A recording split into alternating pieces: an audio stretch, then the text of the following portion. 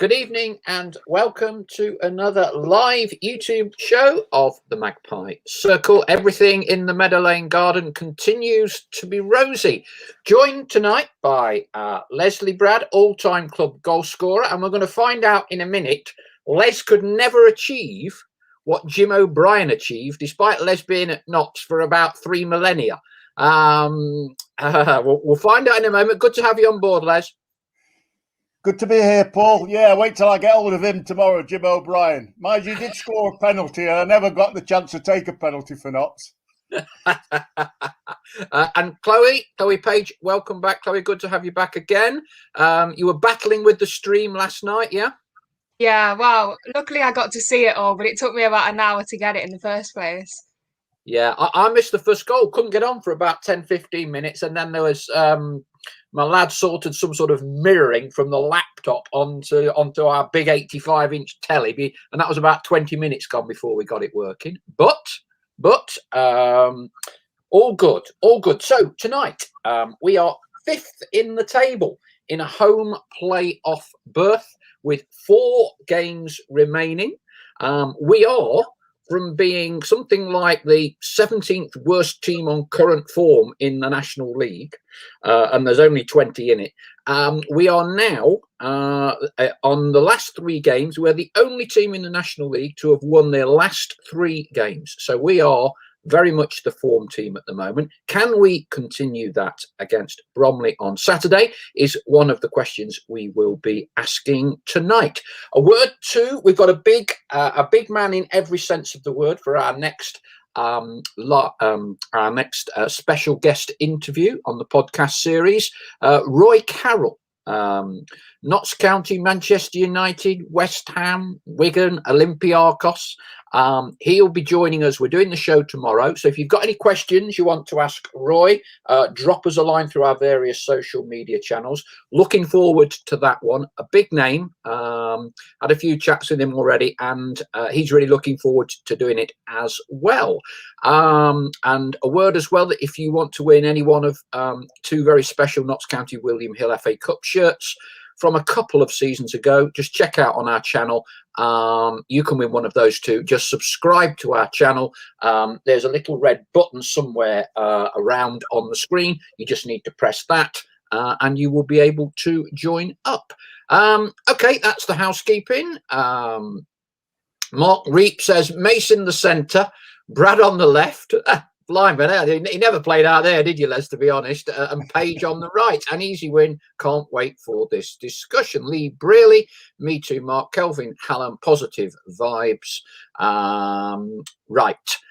Leslie, so not that most of us haven't worked out, what has Jim O'Brien done that you, unbelievably, despite being the club's record goal scorer, never managed to do?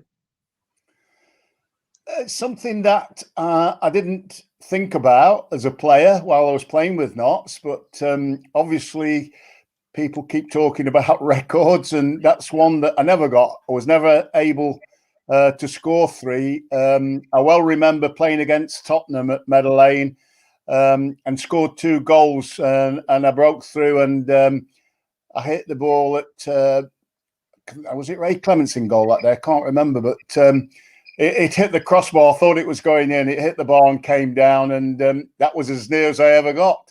I am so pleased for Jim. He's, shall we say, not had the best of times over recent weeks. He's a fantastic lad, trained so hard. And I was fortunate to go to a training session 2 or 3 weeks ago before the Torquay game. And that session was all about attacking football and trying to get the midfield lads breaking through the line. Jim was featuring quite strong in that, and he was getting in there and getting balls crossed into the box. So he's been working really hard, and he deserves every success he gets. Yeah, a great achievement, and even more salt into the wound of your no hat-trick for Notts County. Jimmy Knowles, of course, a few weeks ago, still a teenager and gets a hat-trick. Yeah, I wasn't able to take penalties, was I? That's one thing. And Jimmy didn't take penalties. He scored them all in one half as well. So, yeah, I got to hold my hands up and say I wasn't good enough to score 3 goals in a game. But we're surprised, given that Rodriguez is the designated penalty taker. And there was still, quarter of an hour to go. We're surprised that Jim stepped up, or given he's on 2 and he's a senior pro, you always thought he was going to take it. Well, if you go back to the days that I played as well, we had a captain called Don Masson, and the answer would have been no. If you'd have picked that ball up, he'd come and taken it off you. Don wanted to take throw-ins, corner kicks as well, but penalties, except for one match. I can recall one match, and it was down at Portsmouth. And he missed the penalty, and he didn't want to take. The referee said that the goalkeeper had moved. He didn't want to take the second one, so it went to Brian Stubbs then, and Brian missed it. Keeper moved again, and then it was Kevin Randall, and 3 penalties, no goals. But I think we won the game as well. But no, I never got asked. I did take one penalty for the reserves and scored a goal as well. But never got another opportunity. Richard Hawksworth, 125 goals, and you didn't take penalties. The legend grows even stronger. There's a good point. All outfield goals, not one penalty among them. Another interesting factor. I did a study on all the goals as well that I'd scored, and it worked out approximately there was a third of them with the left foot, a third with the right, and a third with the head as well. Most people thought I scored them all with my head. Very good. Richard Hawksworth again says, Les never managed to grow a beard as bad as JOB's. Kelvin Hallam, best beard in the league. Chloe, so now I've got to say, now we do all the predictions on here, Les, and Mark Stallard and I actually went for the same set of results. But although we both went for Maidenhead, a draw at Maidenhead, as I believe Donna Reardon did. So the only person that was tipping Notts to win at Maidenhead was you, Chloe, correct? Yeah, I was fully confident. Fantastic. Hey, what did you make to the 90 minutes last night, Chloe?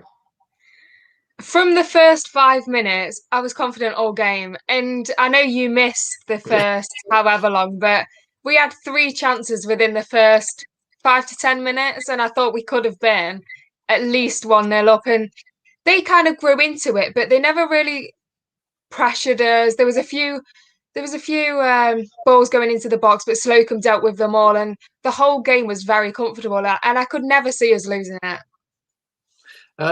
What did you make of the goalkeeper? Because there are new concussion protocols now in place. And as far as I was concerned, he should have been brought off before half time because he clearly appeared to be concussed. He had to be escorted off the pitch, if you remember, at the end of the first half. All the other players had gone off, and their 2 physios went over and kind of like helped him off. And then he came out again the second half, and clearly he was struggling. Yeah, I completely agree. We was actually talking about it during the game, and the rule that came into place was if they've got concussion, they've got to come off, no arguments. And then I'm not sure whether it still works for our league, but I know it does others. And you get, I think it's 2 free concussion subs if they come off concussed, and get a free sub. And in my opinion, you then lose that right if that player stays on the pitch. And you're completely right. If they're concussed, he should have never have even come back on at half time, and I think it was wrong. And at that point, I think the guy did well. The outfield player that played in goal is same as Doyle. But going back to the penalty as well, I think I expected Rodriguez to take it, and as soon as Jim O'Brien took, I thought fair enough, because if he can't be a outfield player in goal, then I don't know what the problem would be. We'll pick up the goalkeeper subs because clearly Maidenhead didn't have a goalkeeper on the bench, and that's a point we're going to be chatting with Roy Carroll to get his views, the goalkeeping union, on only having one goalkeeper, i.e. the starting keeper, and then your second choice keeper doesn't even get on the bench. So we'll be talking with him about that among other things. But as NCFC Pie has brought up, Jim O'Brien afterwards has kind of, as he is absolutely entitled to do, had a bit of a dig back at some of the criticism he'd be getting on social media. NCFC Pie said, great win last night. Interesting to hear JOB's comment about social media in his post-match. Just wish our supporters supported Notts instead of just constantly seemingly wanting Notts to fail. Criticism from the terraces has always been there, Les. Yeah. In your day, it would have been confined to people shouting at you from the terraces themselves. Today, it is effectively 24/7 when a player is exposed to criticism via social media. You know, you mentioned a bit about Jim's character, great lad. He's clearly a resilient, strong-willed type of guy. As are most of the players down there. You know, I speak with Jim on a regular basis. We exchange past memories, and he just loves the game. He loves coming in training. He works his socks off. He's a joy to be around, and I can see why he's had a successful career. And yeah, I mean, in the days that I played, you could hear the odd shout in the crowd, you know, and you got used to it. When the football match had finished, you might get somebody while you're out, I don't know, at the shops or in the pub coming up and telling you haven't played very well. But some of the stuff now, well, a lot of the stuff now that goes out there, it's unwarranted. It goes out without any knowledge. You know, I don't know how they can talk about players being too old when, I mean, I've heard them talk about Doyle. He's the fastest player at the club. He's always at the front of the queue when they're running, when they're sprinting. And, you know, if they see the training sessions and see how those lads work, in all my career, I've never known players that have shirked any responsibility, that have not wanted to go out and win the game. Sometimes they look slower, and that's generally when they're not completely on board with what the manager is asking them to do, and it puts a query in there, and you look half a yard or a yard slower. But I've never known any player, even though they've fallen out with the manager at times, that hasn't gone out there wanting to do the best. There's been a couple of points, and I must admit, I'm not 100% sure myself. I wasn't aware this was the case. Ian Baggett, do we know why Jimmy Knowles wasn't in the squad? Has he returned to Mansfield? I don't believe so, although obviously Mansfield's season is technically finished now in the league. I'm sure that the club will be making that situation clear very shortly, if not already. MF25, the black and white wall and frame shirt is top tier, Chloe. I think Paul needs to up his game. You can't win, can you? You can't win. Hey, for those of you who've not heard the story, where does that wallpaper come from, Chloe? It was actually from Wilco's about over 5 years ago, between 5 and 10 years ago now. Very, very good. It's a pity they don't stock it. I suspect it sold out very quickly in Newcastle as well.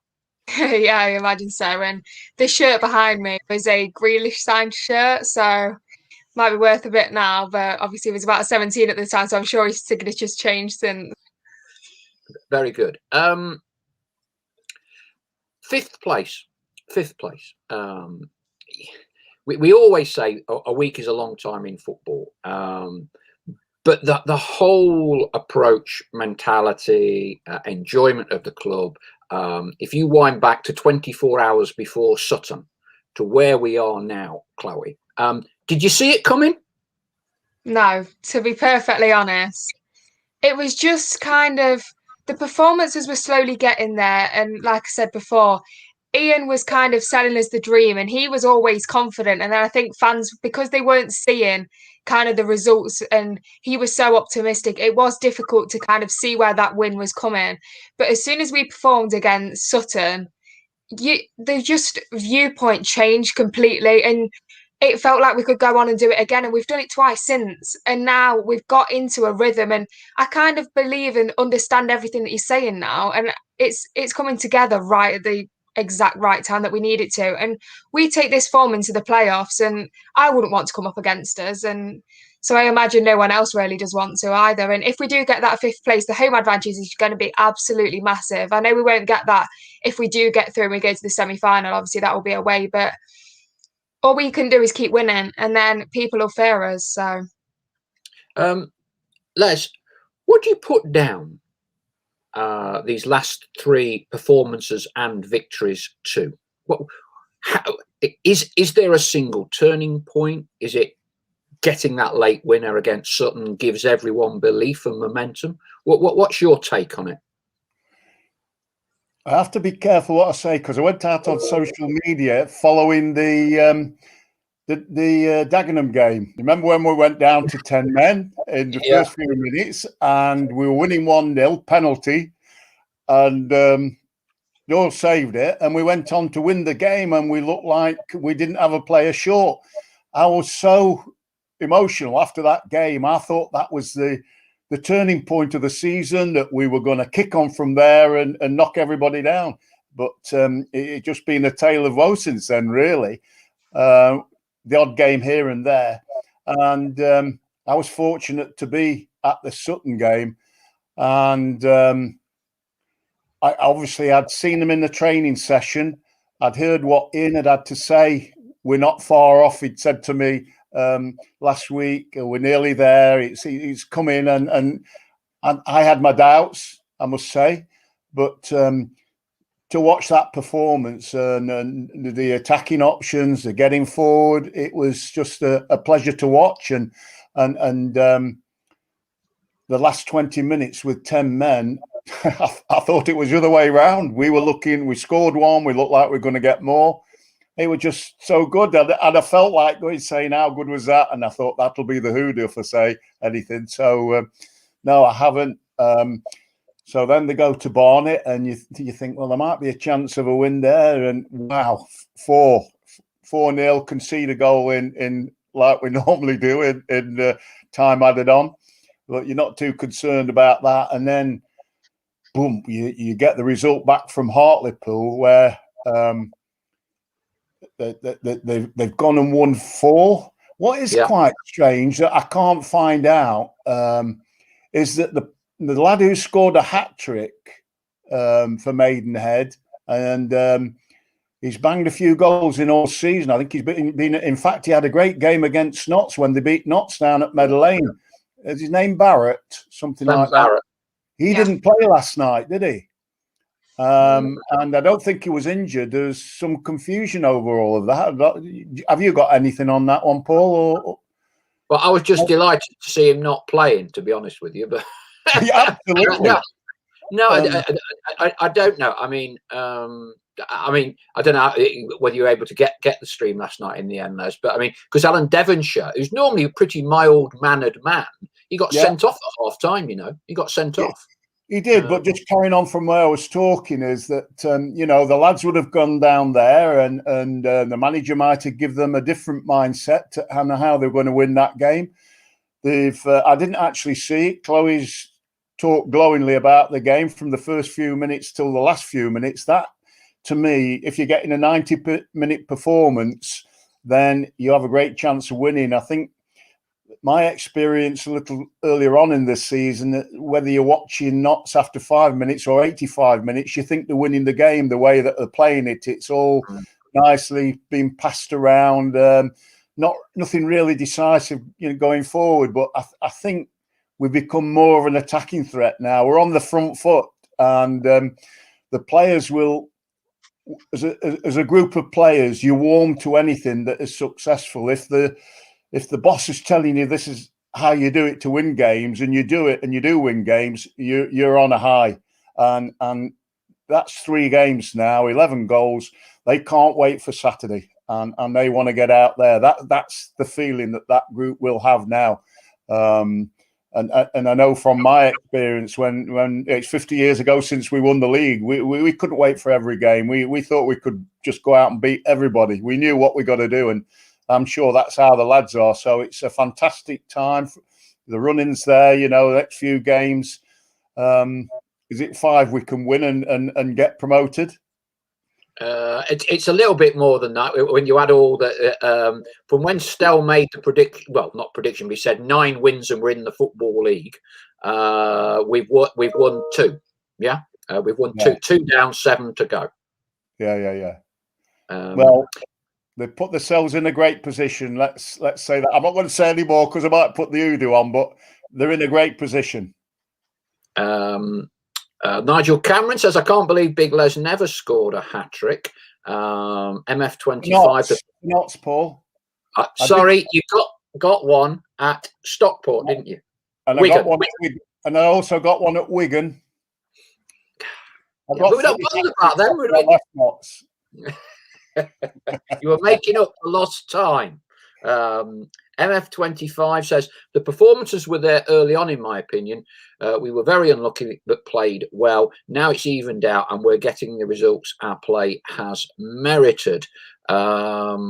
David Clarkson is a Derby fan, but love listening to this channel. Chloe and Les, great guests, speak so well. Thank you very much, David. I hope all goes well for you, because it's my understanding from the Football League is it might be a bit touch and go as to whether you end up with a points deduction. There was, of course, a precedent set last year with the Football League when Stevenage were due to come down out of the league.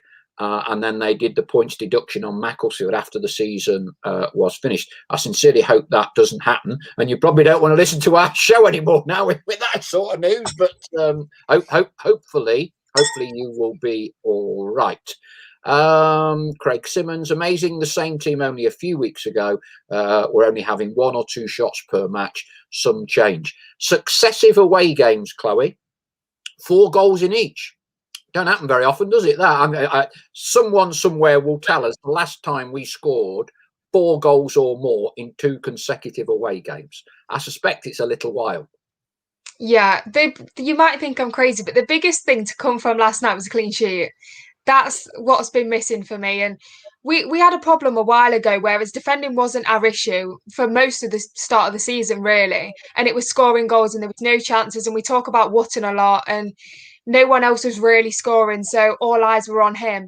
And now we've started scoring the goals, and that doesn't seem to be the issue. Me and Dom was on about last time that we wouldn't have minded a 1-0 win. Don't get me wrong, I'm delighted with the 4, but the biggest thing for me was that clean sheet. And I think that's another thing to lift the spirits up, and the defence have got to be happy with that. I know there wasn't a lot of chances from their behalf, but that came from good defending, and we didn't give the ball away very often. And it was huge for me, that clean sheet, and 2 away wins, and we've got a couple of more away games to go. So I think if we're in form away and at home, then there's going to be no stopping us.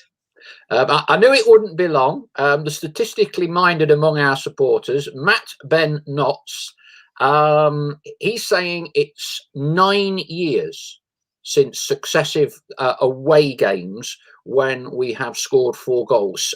He said 2012 beat Wycombe 4-3 and then beat Colchester 4-1.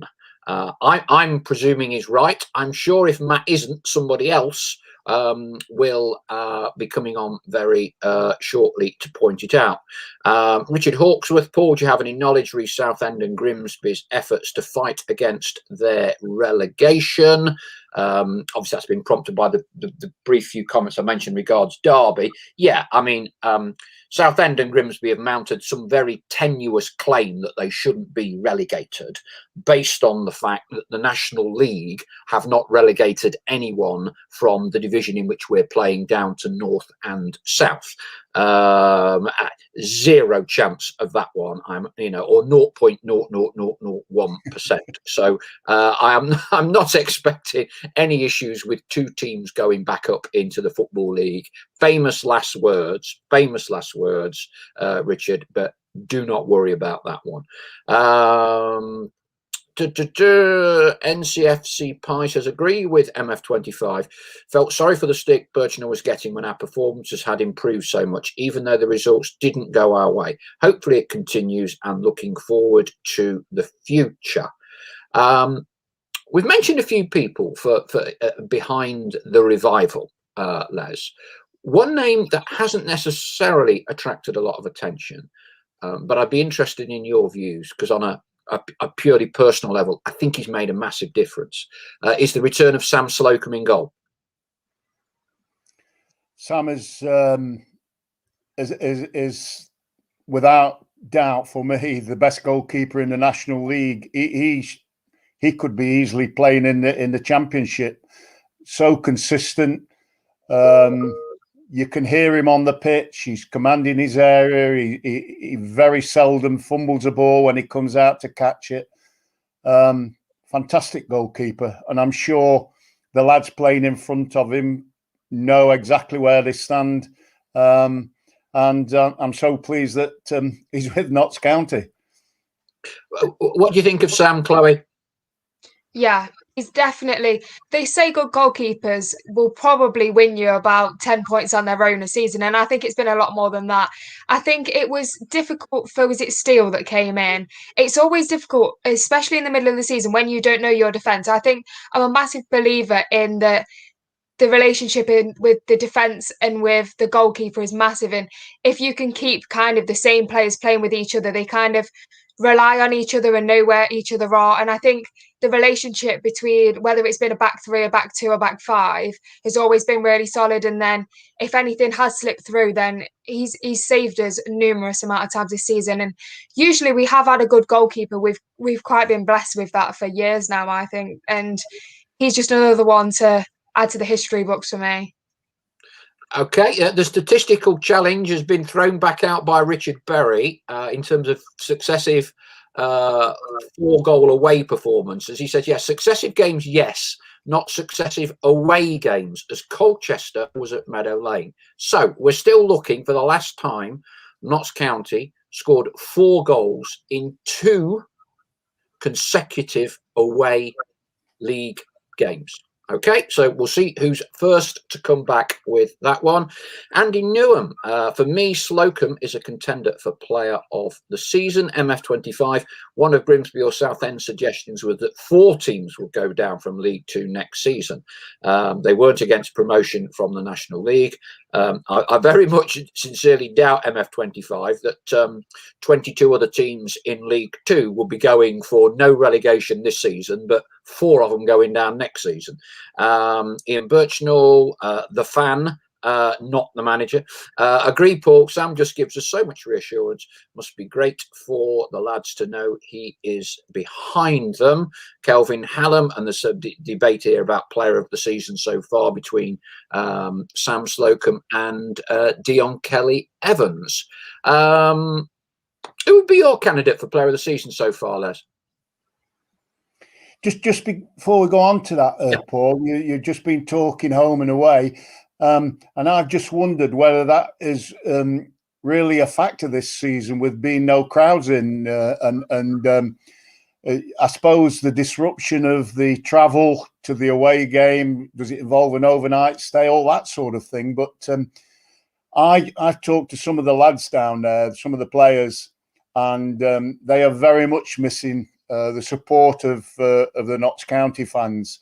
They feel it's a big advantage, and they've talked to the opposition that come and play at Meadow Lane, and they say it's a boost for them because they're playing on what they call a Wembley to some of the clubs that come up to play at Notts with no crowd behind the home team, and it's an advantage to them. So it's been very difficult for the lads as well. I'm not trying to make any excuses for any results, but we've got a great opportunity. You know, if we can, let's keep our fingers crossed, we get the win Saturday and do okay at Wrexham. And then we've got that big game with a crowd the following week. And if we can get behind the lads there, and roar them on, we have a good week. We're flying, aren't we, into the playoffs? And then, sorry, I forgot what you asked me now, but I wanted to get that across. We're just discussing, carrying on the debate that's attracting some interest on the message board here as well. Who would be your candidates for player of the season so far? Yeah, that's been a very difficult one, because I think if you ask each and every player in the squad that's been playing all the season, they'd probably say they haven't been as good as the previous year. I know we've had some new ones coming on, but who would be my player? Very, very difficult. I think I'd have to go with Sam Slocum. Chloe? I think the three up there for me, because we've had quite a lot of rotation this season and injuries as well, so it's quite difficult. But for me, I think Doyle's got to be in the mix, and especially, I know he's only just stepped up recently, but he's played, I think every game this season, and he's only started bringing himself off at the minute, and that's the kind of player that he is. And we can't forget his goalkeeping duties as well. That'll shift him up there a little bit, and just being the captain throughout the whole of the season. So we can't forget that name.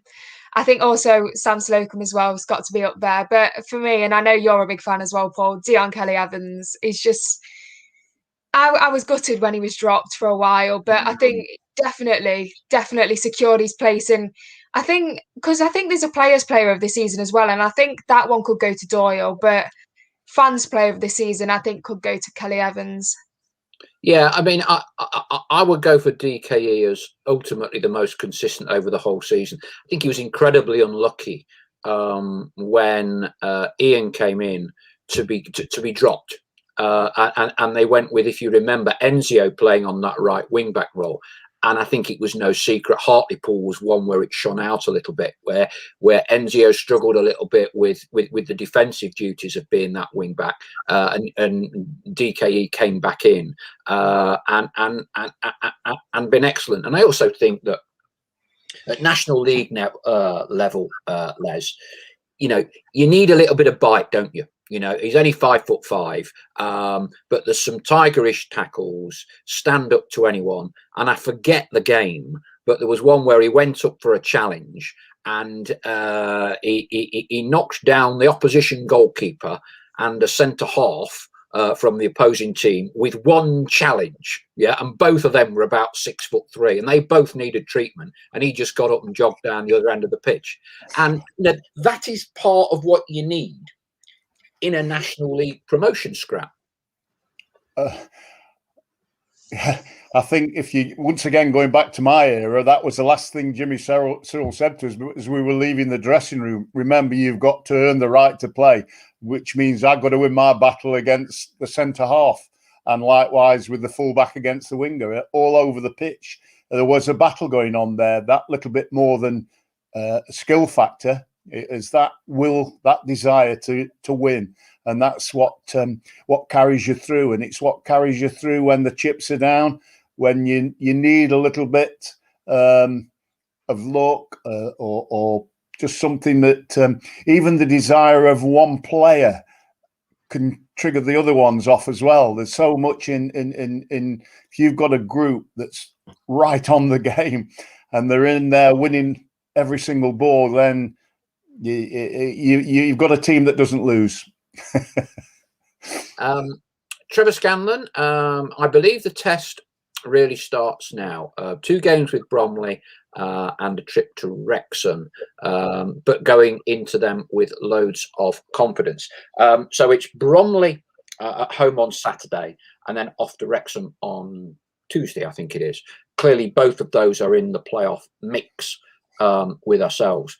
We shouldn't forget that Maidenhead couldn't have had a great deal more confidence going into the game last night when they were at home, having won by 4 at Hartlepool themselves. But nevertheless, we are playing back-to-back games now against teams who have exactly the same amount of confidence, optimism of getting into the playoffs as we are. What do you expect from Bromley, Chloe? They made a change of manager. I think it's virtually identically the same day, bringing in Andy Woodman. So both managers, or manager and head coach, have had a similar amount of time working with their squads. And Andy Woodman has done very, very well at Bromley. He got a point at Torquay. They won last night. Maybe lost 1 in 8, I'm not exactly sure, but they're doing extremely well. So how big a test are Bromley going to be in the context of recent performances? I think actually on a similar level, because I think that we look at the league and we look at their form and their results and think it's going to be tough. And we definitely thought that about last night. But I just think we do seem to play better against the big sides who kind of give us the room and give us the space, and they want to play football as much as we do. And I've looked at their last few results, and they've been getting results, but they haven't been scoring many, but they haven't been conceding many. So if we can knock a couple past them, I think it'll kind of wrap it up quite quickly. So if we come out of the blocks quickly, and it's very easy to say and just knock a couple in the first 10 minutes and it'll be all great. But it's definitely, don't get me wrong, nothing's easy. But take it back home and win your home games. That's what we're asking for at the minute. But it's still going to be a test. But I'm going in quite confident. Okay, there you go, Les. So we'll be 2 up after 10 minutes. We can switch the stream off. What do we reckon, Les? Sorry, but what do we reckon, Les? Saturday, Bromley. I would be. Well, first of all, moving into that game after 3 wins, our lads on a great high.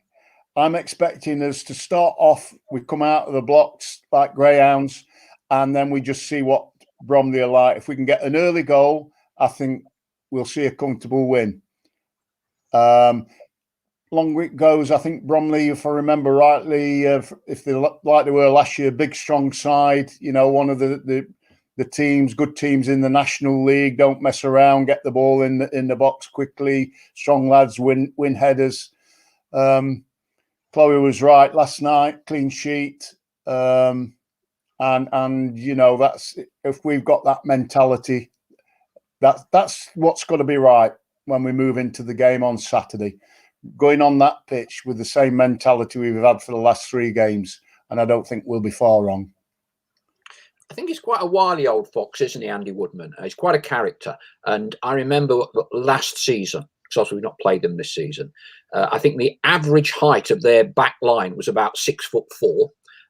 They had a guy who could chuck it miles, and he took just about every long throw from their 18-yard box to our 18-yard box.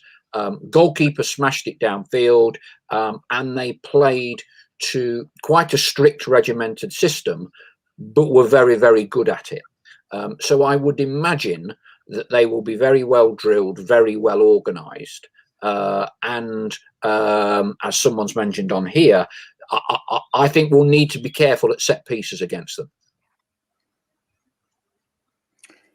Yeah, they try and win throw-ins from the 18-yard, 20 yards from the goal line, because it's like having a corner. And so they put the ball down the other end of the pitch and they work on it to try and get a throw-in. It's incredible, really. You wonder what's going on. But then the ball gets whizzed in and these big lads come up, and it's very difficult to mark against. It's old-style football. As I say, in the days that I played, we had 2 big lads at the back, Needham and Stubbs. They went up for corners. They get into double figures, each of them. So it's not something new. It's not something that happens just at this level of football. It happened all the way through. If you've got something that works and gets you goals, I would imagine that Burnley are still. How many goals does the centre halves at Burnley get?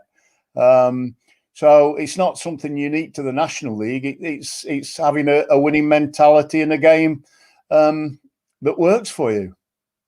It's an interesting stat, Chloe. Dean Gollins dropped us a note.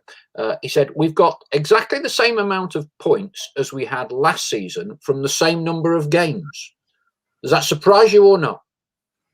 Yeah, to be perfectly honest, it felt like this season there was a long period when Ian came in. That felt like it went on for half a season, and realistically it wasn't that many games looking back to it. But when you look at it as a season as a whole, it can't really surprise you, because however we were under Ardley and we've turned it around now. So I think people really quickly forget to look at the season as a whole, and people focus on what's happening right then and there. And we've spoke about the opinions of Notts fans that change very quickly. And look how positive it's gone from a couple of weeks ago when everyone was down in the dumps, telling us we're all crazy for saying that we've got a chance to still get playoffs. Everyone thought was mad as soon as we dropped out of playoffs, that we still thought we had a chance. And I think you do have to look at it as a whole. It's very easy to get in a hole of either winning or losing, and we could now go and lose on Saturday. And even though we've got these 3 wins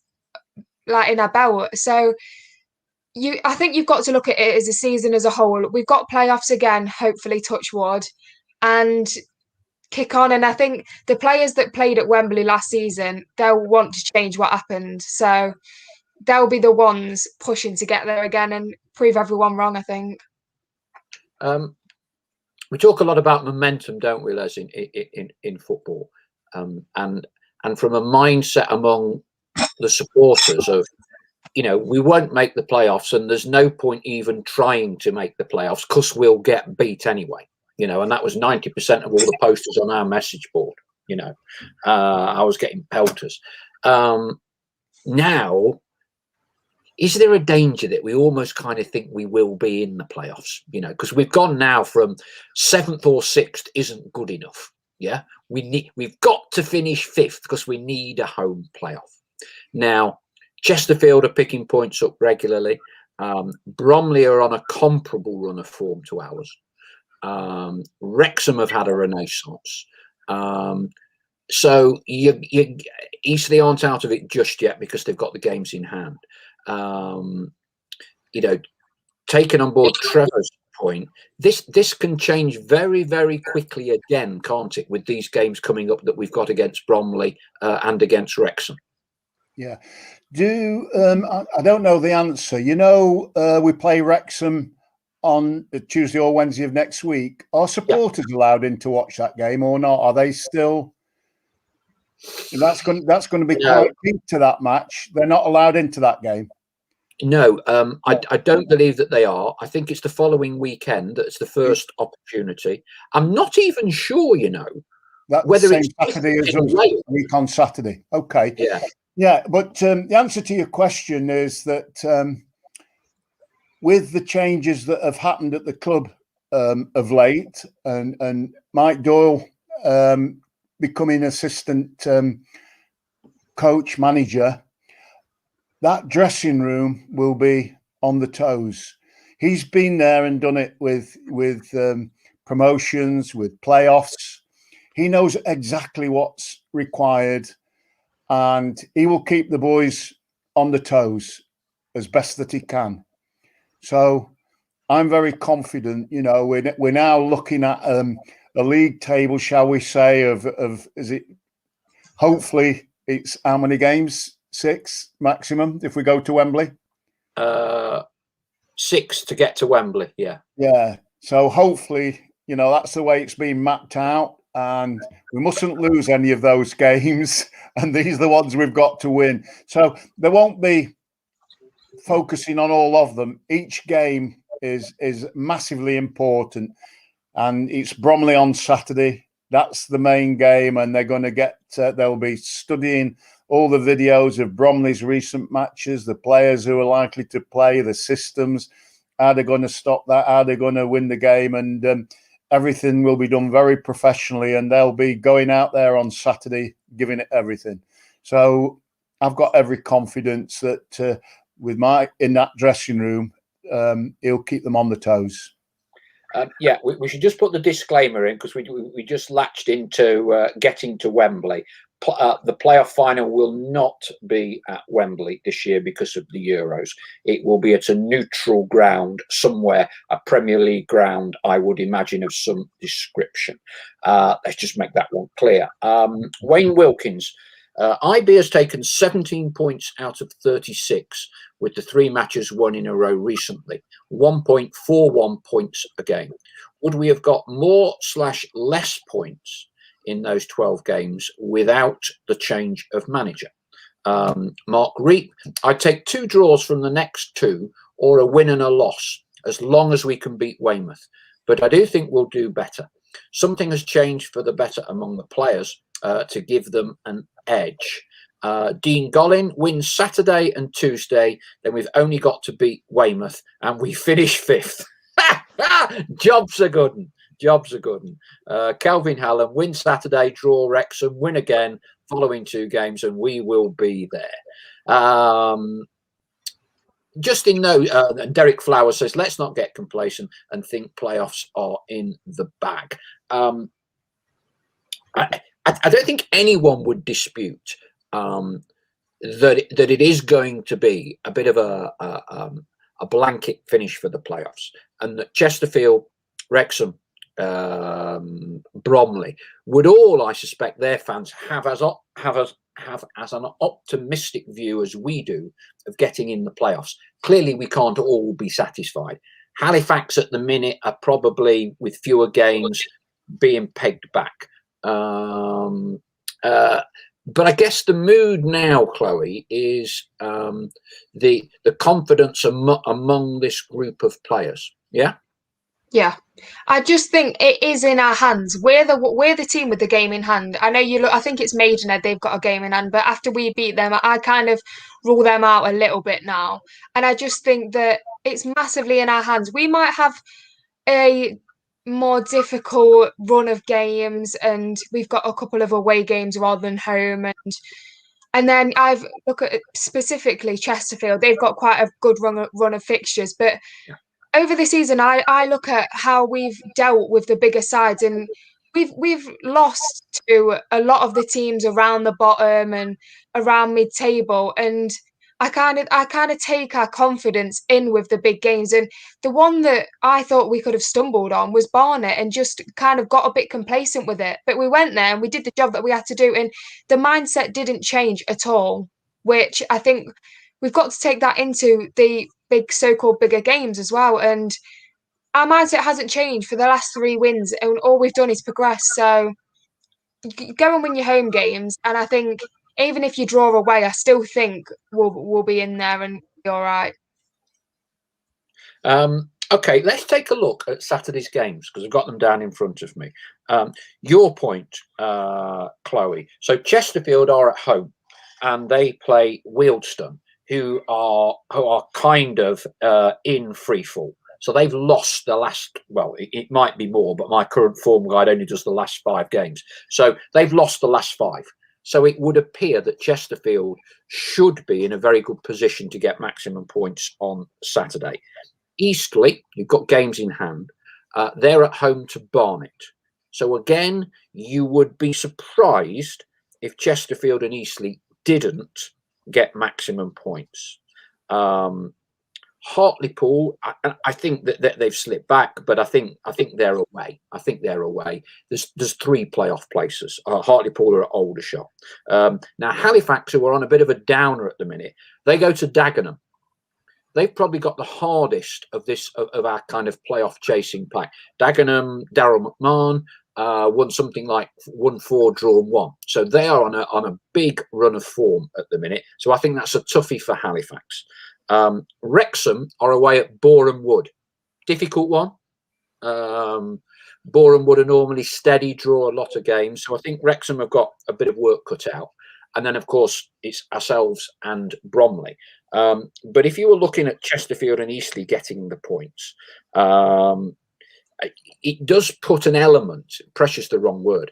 If this is the big if we can get 3 points on Saturday, Les, you see a little bit of daylight. You see a little bit of daylight then. But conversely, God forbid you lose, then we might be out of the top 7. So although there's no fans in the ground, there is pressure in different ways on this, and I just wonder if there might be a few more twists and turns just yet, because at the minute, with us being in 5th, we kind of think we've done 2/3 of the battle already. Yeah, you're absolutely spot on. You've just gone through the fixtures, and as anybody would, you'd say, "Oh, Chesterfield, that's a certain home win." But you're coming to a part of the season when added pressure's kicking in, when points are needed by those teams to get into the playoffs, into the positions. and that creates a little bit more tension, and the mind doesn't think quite clearly, and they do things that they wouldn't probably normally do, and and you'll get a shock result out of those that you just talked about. You'll say, "Wow, I didn't see that one coming." Just through the nature of the match, it is a tension that they wouldn't normally have, but when you're running out of games and points required to get you in a position, different ball game. Who's going to make the playoffs, Chloe? And I'm talking here. We are assuming that we're talking the last three playoff places. You know, we're working on a basis that Hartlepool will be fourth, and so then you're looking at 3 places as it stands in descending order: Notts County, Chesterfield, Halifax, Bromley, Wrexham, down to Eastleigh. I do fancy us. I know it's the optimism, and there's still a lot of games to go, and I always prefer points on the board over a game in hand, because like Les says, anything can change, and you think you're going in and playing bottom of the league, and then it's a shock result. Anything can happen, but I do fancy us with the form and the confidence we're playing at. I couldn't give you an order, but I'd also I'd have Chesterfield in there, just with their run of games and their form. I'd also have Wrexham in there. So you go. So there'd be the 3 then, would you? Yeah. They'd be my 3. So you think we're going to knock Bromley out of it? Yeah. Yeah, I do. I think we'll beat them at home, and then I struggle to tell you what we'll do away from home, because I think it really does matter where they are. If they're out of the playoffs and aren't within a chance of the last game of season, it can change it. But I think if we beat them tomorrow, it's definitely helping us out. And it does actually help us out playing teams in and around us, because if we are the ones that come out on top, it gives us a massive advantage over them. But obviously that can swing both ways. So hopefully it will go our way. What's your thoughts on who will make the top 7, Les?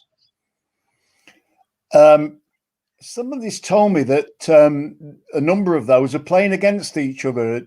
Have you got the fixtures moving? You know, there's only 3 or 4 left, and no, I've not got them all. No, unfortunately, I think they Halifax play Chesterfield, something of that nature. I don't know, and that's going to, one of them can't get the points in that situation, can they? Or they're both getting a point. No, but you're going to say that it's Torquay or Sutton for number 1, aren't you? And then so there's one of those are in the playoffs. Hartlepool's as well. That's 2. Obviously, I'd like to say ourselves in there. Chesterfield, yeah. I'd like to see the fixtures first, you know, without. But they seem to be in a good vein of form, don't they? They had a blip. They lost a couple of matches ago, but they got a win yesterday. Wrexham, I wasn't overly impressed in Wrexham when they played against us. That was one of Ian's first matches, wasn't it? We won that 1-0. Halifax. Oh. They're the one not in form at the minute. They're the top team of teams going for it. They're the ones that at the minute are just falling back a little bit, and I don't think that's an easy one for them at Dagenham on Saturday either. No, I think Dagenham could just squeeze in there. They're on a really good run, aren't they? Yeah, they'd need to win their last 3 games without, to stand a chance. Have they only got 3 left? Yeah. All right. Yeah. Sorry, no, they've got 4. I might have, can't read my writing here. No, they've got 3. I'm just going to pick some other points up here. Joe Johnson says our game in hand and better goal difference is vital. I think 2 wins will get us in the playoffs. Chesterfield are a team to keep an eye on, I think, says Lee Brearley. Chesterfield still have to play Halifax, which will help our cause. Somebody else points out. Kelvin Hallam says think that Wrexham will sneak in over Halifax. A bit on fans at games. someone's pointing out, I think it was Malcolm, that from Monday clubs can have fans in, but I think so. My producer, aka the Sun and Air, says in Wales it's a different set of rules, and so Wrexham can't have any fans in at the minute for their home games. And in answer to another question, all games in the playoffs, subject to what I'm not quite sure about Wrexham, it will be home fans only. Okay, so no away fans, home fans only. Duncan Comrie is just confirming that Halifax Chesterfield is the last game of the season for those two. Okay. What about selection for Saturday, Les? Is it the sort of thing where the 11 picks itself, or given we're playing 2 games a week, you might look at a bit of squad rotation? Yeah, it's a different game now to the one I played. I know what Cyril would have done. If you won and the team picked itself, it doesn't anymore. There's a lot more that goes into the equation in terms of fitness levels and so on when they're playing 2 games a week. So I would think that the team that's going to go out on Saturday will be much the same that went out last night and against Barnet last week. Not many changes, unless there's any slight injury issues. You know, that's what the major factor. You don't want to change anything that's working, do you? No. Chloe? Yeah, I think it'll be very similar, maybe 1 a maximum of 2 changes. He might change the system a bit and put someone up with Kyle. I know we haven't had issues with link-up play, and that Kyle and Rodriguez, I know you might have missed the chances, but the link-up play was unbelievable between them two. But I've got a feeling he might stick Knowles up there with him, or maybe Sam, just to kind of give us something else at home as well. I know it worked for us away, but I like at home to have 2 up front, really, But yeah, I think it'll be pretty much the same, and I can't really blame him, to be honest.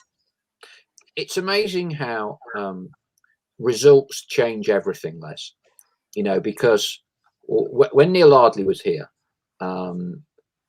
fans would, when they saw an axis of Reeves, O'Brien, and Doyle in midfield, we go, oh, you know, a bit similar, you know,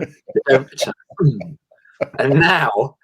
That was the 3 on Tuesday night, wasn't it? And now everyone, keep the same team. Jim O'Brien hat-trick. Yeah, he gets forward. It's just funny. You get a result, everything changes, don't it? Everything changes.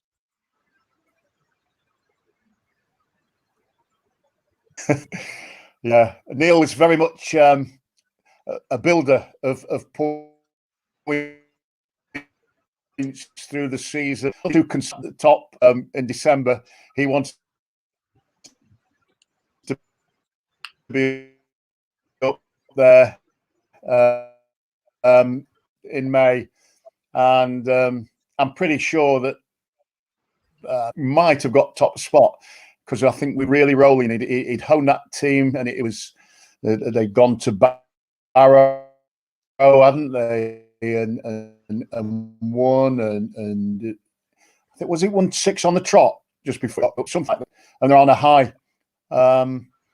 This season, he's the first part of the season pretty slow, keeping hold of the ball, not being a real attacking threat. I don't think we were the previous season. Not giving anything away. We had quite good defensive records at one time, didn't we? Slow build up, and now Ian's come along and got us more on the front foot, more as an attacking option, and we're seeing the benefits of that, and I just hope that continues. Chloe? Yeah, I completely agree, especially with last season. Before COVID hit, I was kind of a strong believer of we could get top spot here. And that shows you everything about confidence. And obviously we can't get near that this season. That's long gone. But going into the last few games, you've got to take the confidence in your stride. We've beaten teams around us now. We've beaten teams down the bottom, and nothing's changed really. So you take that same mentality through the rest of the season. If we don't lose another game, we'll have to be the informed side, and that's going to be massive heading into the playoffs, and especially if it is that home fixture in the playoffs, and hopefully that will take us through it. Michael Doyle, Les, how much of a difference do you think Michael coming in and having an additional coaching role, fulfilling part of the duties that Maurice Ross did have, how much of a factor do you think that has been?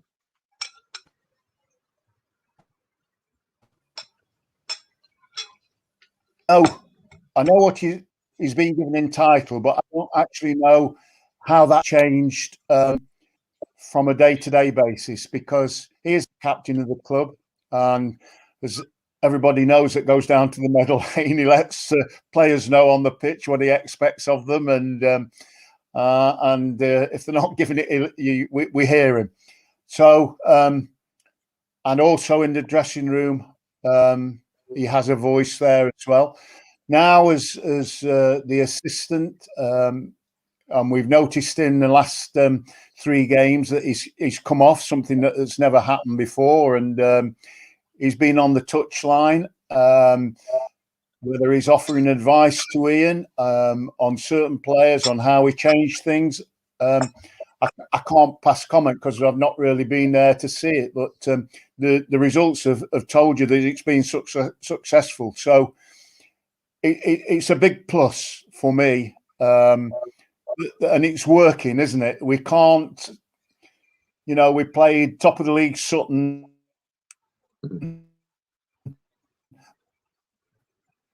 Beat them we've gone away twice and so we've not heard on is working, and I don't want it to change. Yeah. Chloe?